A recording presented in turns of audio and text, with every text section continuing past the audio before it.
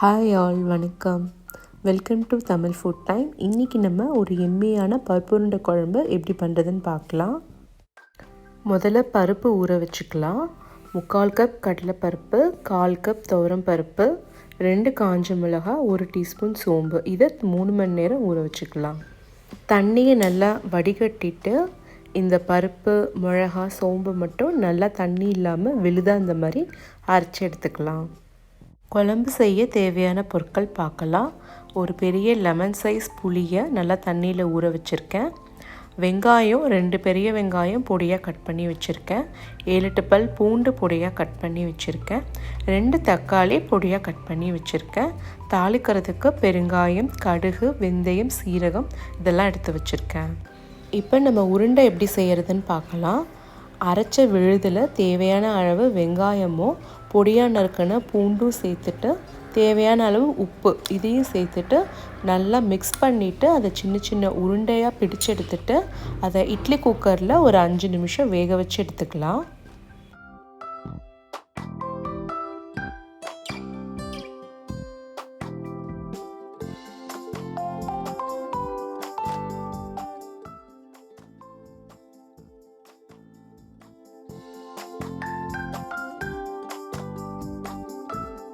இப்போ குழம்பு எப்படி பண்ணுறதுன்னு பார்க்கலாம். ஒரு கடாய் ஹீட் ஆனதுக்கப்புறம் தேவையான அளவு எண்ணெய் விட்டுட்டு அதில் பெருங்காயம், கடுகு, சீரகம், வெந்தயம் இதெல்லாம் ஆட் பண்ணிடலாம். நல்லா பொரிஞ்சு வந்ததுக்கப்புறம் தேவையான அளவு பூண்டு போட்டு நல்லா கொஞ்சம் ப்ரௌனாக வர அளவுக்கு அதை வதக்கி எடுத்துக்கலாம். குழம்புக்கு நல்லா வாசனை கொடுக்கும்.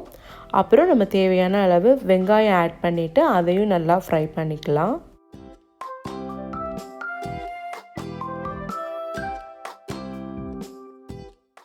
வெங்காயம் ஃப்ரை ஆனதுக்கப்புறம் ஒரு 2 கொத்து கருவேப்பிலையும் நறுக்கி வச்ச தக்காளியும் ஆட் பண்ணிவிட்டு அதையும் நல்லா ஃப்ரை பண்ணிக்கலாம்.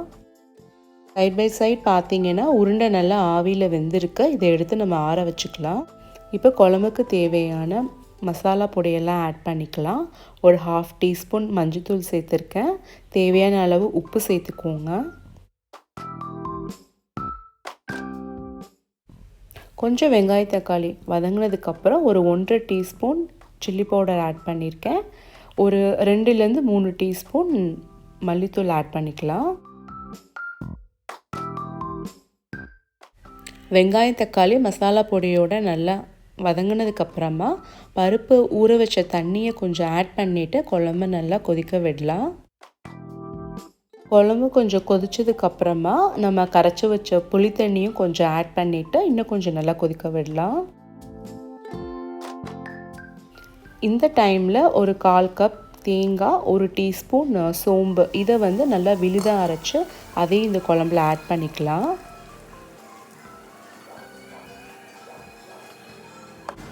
இப்போ குழம்பு நல்லா கொதிச்சதுக்கப்புறமா 1/4 டீஸ்பூன் வெல்லம் ஆட் பண்ணிக்கலாம். இது ஆப்ஷனல் தான். இப்போ பார்த்திங்கன்னா குழம்பு இன்னும் நல்லா கொதிச்சிட்ருக்கு. இந்த டைமில் நம்ம ஆற வச்ச உருண்டைகளை ஒவ்வொன்றா மெதுவாக போட்டுக்கலாம். எல்லாத்தையும் மொத்தமாக சேர்க்கக்கூடாது. பாதி உருண்டைகளை ஃபஸ்ட்டு சேர்த்துட்டு அந்த வெந்த உருண்டைகள்லாம் மேலே நல்லா எலும்பி வரும். அதுக்கப்புறம் தான் மீதி உருண்டைகளை நம்ம ஆட் பண்ணணும்.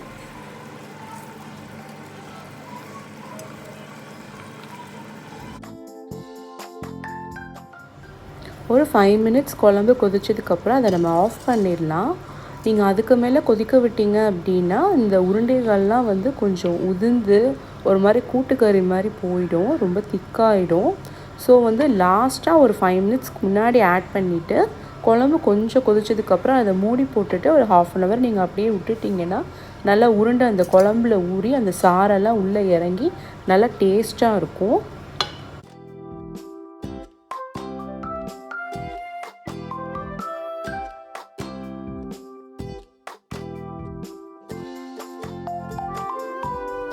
ஸோ ஃப்ரெண்ட்ஸ், இப்போ எப்படி எம்மியாக பருப்பு உருண்டை குழம்பு பண்ணுறதுன்னு பார்த்தோம்.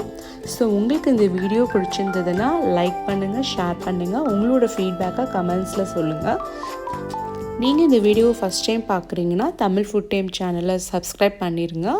தேங்க்யூ.